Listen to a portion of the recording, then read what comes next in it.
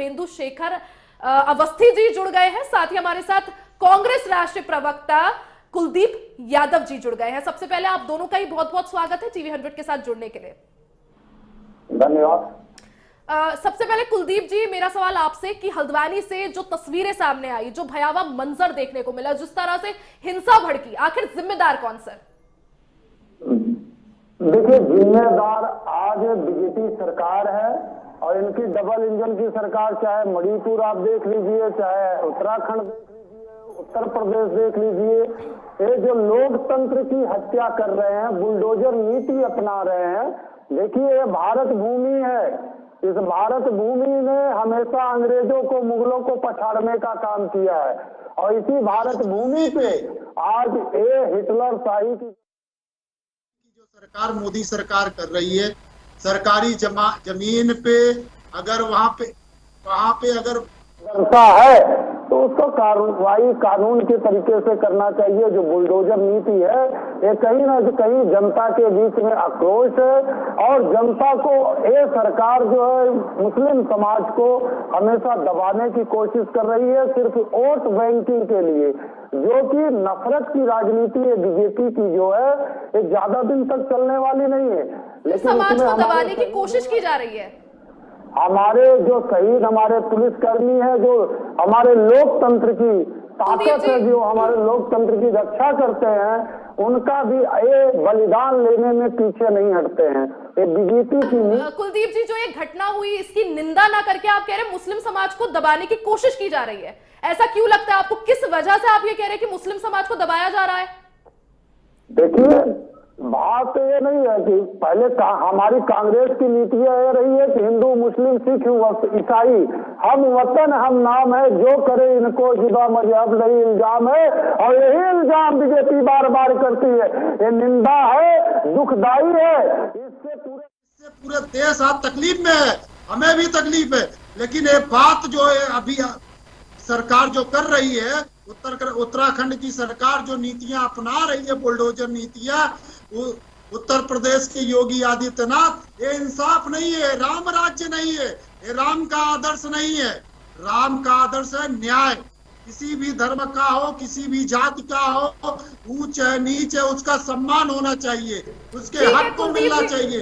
लेकिन ये नफरत की राजनीति है बीजेपी जो कर रही है, ये देश को चलाने का काम ये बीजेपी के लोग सिर्फ वोट बैंकिंग को साधने के लिए करवाते हैं।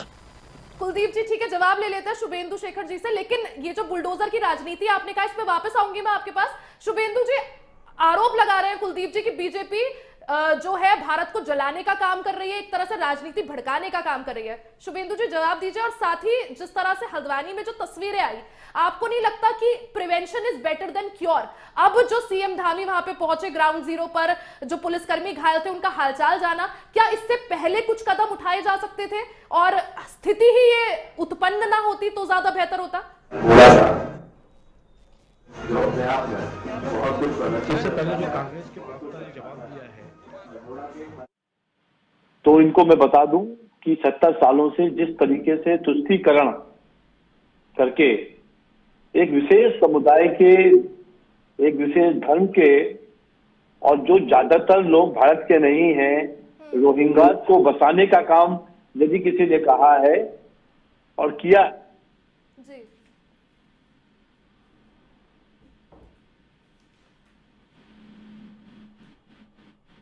रेलवे की जमीन को खाली कराने के लिए प्रशासन जाता है और वहां पर इतने तादाद में बम गोले चारों तरफ से घेर कर के ऊपर अटैक किया जाता है, उसकी भर्त्सना करने की जगह पर कांग्रेस के प्रवक्ता वहां के प्रशासन की भर्त्सना कर रहे हैं।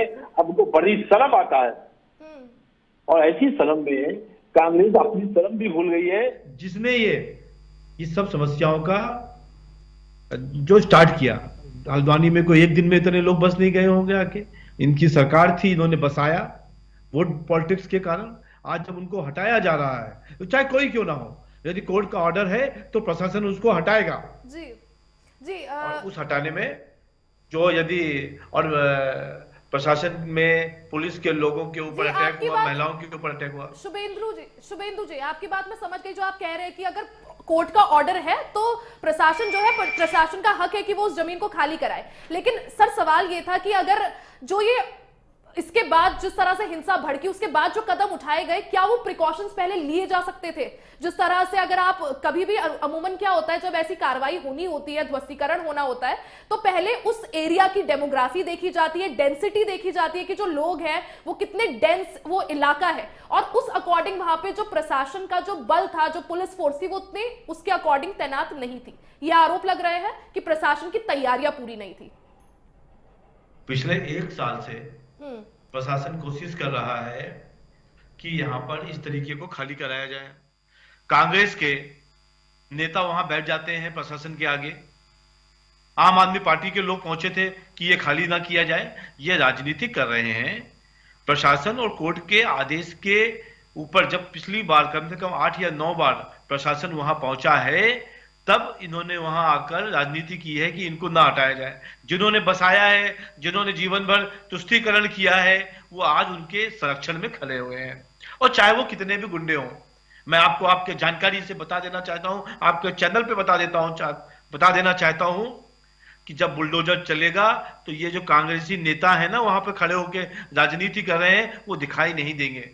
ये देश के लिए हो रहा है। वहां पर मजार बनी हुई है जो अवैध बनाई गई है, वहां पर पाकिस्तान के झंडे दिखाई दिए हैं, वहां पर बहुत सारे ऐसे लोग जुड़े हुए, उनकी सूचना है जो पाकिस्तान से जुड़े हुए हैं।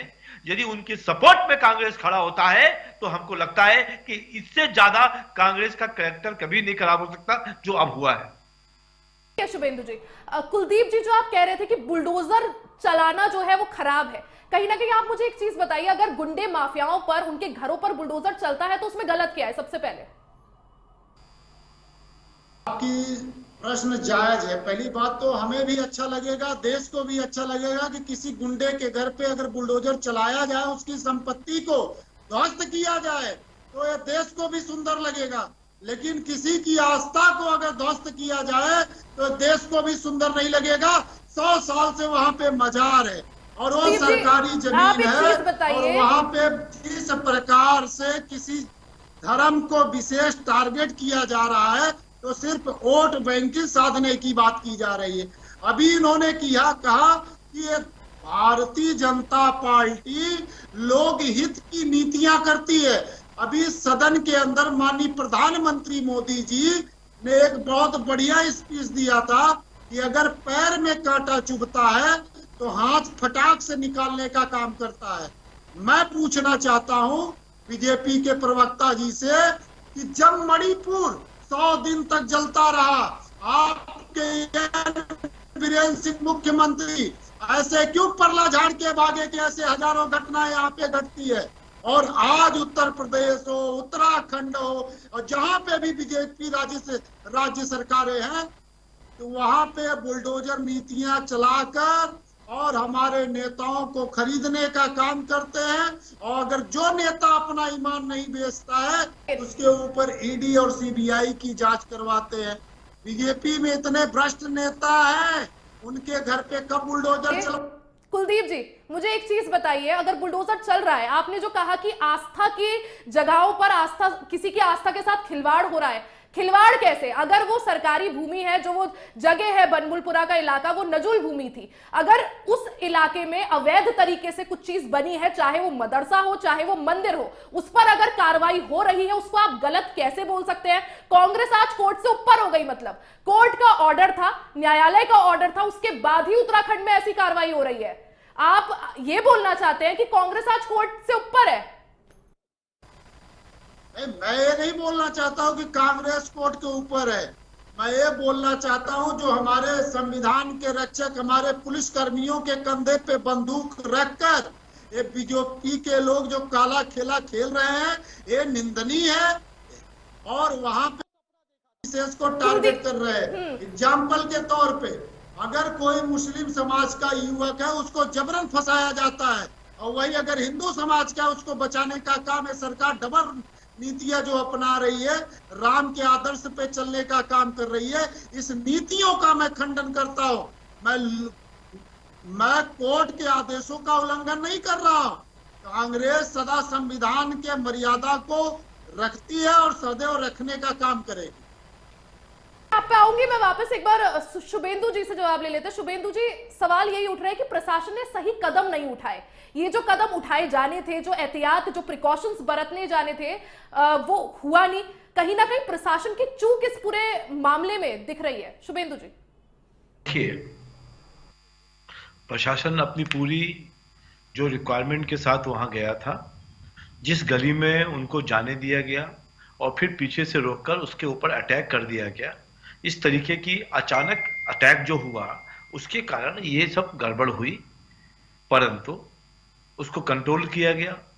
कुछ महिलाओं को बहुत चोट लगी है, महिला पुलिस भी गई थी साथ में, और एक पुलिस वालों की भी डेथ हुई। इन सब चीजों को देखते हुए इससे तो ये तो समझ में आता है कि वो स्थान जिसको कांग्रेस के प्रवक्ता ये कह रहे हैं कि धर्म की को, जिनको सबको मानने वाले धर्म के, क्या उनको लगता है कि प्रशासन के ऊपर इस तरीके से अटैक करने वाले किसी भी धर्म को मानने वाले हैं क्या? यदि मानने वाले लोग हैं तो वहां पे एसिड बम कहां से आ गए, वहां पे इतने हथियार कहां से आ गए? और यदि ये सब आए हुए हैं तो उसके ऊपर क्यों ना कार्रवाई करी जाए? अभी आज भी ये कह रहे हैं कि यहाँ के आपके चैनल पर चिल्ला चिल्ला कर। तो मेरा ऐसा मानना है कि ये सब चीजें कांग्रेस ने डेवलप किया है और कांग्रेस ने सालों साल में देश को बर्बाद करने की स्थिति में लाए हैं, चाहे वो जवाहरलाल नेहरू की सरकार रही हो, चाहे वो मनमोहन सिंह जी की सरकार रही हो। देश को बदलना, उसके अंदर धर्मांतरण करना, ये सब काम उनका होता रहा है। इसलिए मैं मानता हूं कि आने वाले समय पर ये सब चीजें ठीक होंगी। जी शुभेंदु जी, लेकिन केंद्र में आपकी सरकार है, उत्तराखंड में आपकी सरकार है, और इतनी बड़ी चूक, कहीं ना कहीं जिस तरह से माहौल बिगड़ा, क्या स्थिति नियंत्रित हो सकती थी? कदम जो बाद में उठाए गए वो पहले उठाए जा सकते थे? ये सब व्यवस्थाएं पूरी की गई थी। कई बार जो हम लोग असेसमेंट करते हैं कि ये यहाँ पर ये सब चीजें पाई गई हैं, जितने हथियार पाए गए हैं, उन सब